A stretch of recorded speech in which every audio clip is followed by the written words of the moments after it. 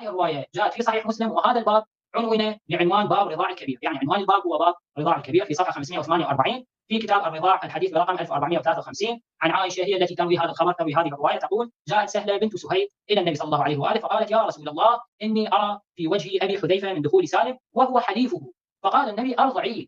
يعني هذا الرجل اللي هو مولى سالم، مولى أبي حذيفة، هذا الرجل ممن شهد بدرا، يعني رجل كبير كان في بيت سهلة بن سهيل، فكان هناك شيء يعني في وجه أبي حذيفة. أبي حذيفة يكره دخول سالم مولاه وزوجته، يعني قد تكون حاضرة في ذلك الموقف، فجاءت إلى النبي قالت له: يا رسول الله، إني أرى في وجه أبي حذيفة من دخول سالم شيء. فقال لها النبي: أرضعيه. فتعجبت سهلة، يعني رجل كبير ورجل شهد بدرا ورجل ذو لحية، كيف يمكن لي أن أرضع هذا الرجل؟ قالت: وكيف أرضعه وهو رجل كبير؟ تقول عائشة: فتبسم رسول الله، رسول الله بدأ يتبسم، بدأ يضحك، وقال: قد علمت أنه رجل كبير.